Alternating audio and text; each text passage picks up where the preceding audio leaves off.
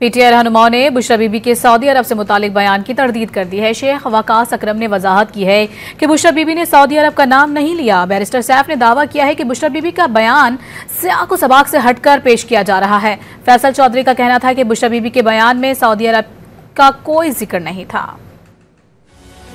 बुशरा बीबी के बयान पर PTI रहनुमाओं ने वजाहतें देना शुरू कर दी। सेक्रेटरी इत्तलात तहरीक इंसाफ शेख वकास अकरम ने दावा किया कि बुशरा बीबी ने सऊदी अरब का नाम नहीं लिया। उनका बयान सयाक व सबाक से हटकर पेश किया जा रहा है। अंदाजा है कि ये सिर्फ 24 से तवज्जो हटाने के लिए एक चीज जो है उसको ज्यादा हवा देने की कोशिश कर रहे हैं। खान साहब का अपना बयान इस पे आ गया।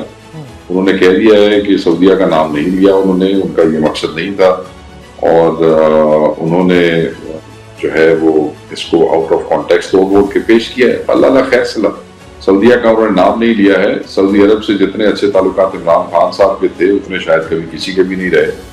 मुशीर इत्तलात खैबर पख्तूनख्वा बैरिस्टर सैफ का कहना था कि बुशरा बीबी ने सऊदी अरब या मोहम्मद बिन सलमान पर कोई इल्जाम आयद नहीं किया। बुशरा बीबी के बयान को बढ़ा चढ़ा कर पेश करने का मकसद एहतजाज से तवज्जो हटाना है। एहतजाज से तवज्जो हटाने के लिए हुकूमत कुछ भी करने को तैयार है। हुकूमत दो मुमालिक के ताल्लुकात को भी खातिर में नहीं ला रही। PTI रहनुमा फैसल चौधरी ने भी वाजे किया कि बुशरा बीबी के बयान में सऊदी अरब का जिक्र नहीं था। सऊदी अरब के साथ बानी के अच्छे ताल्लुकात थे।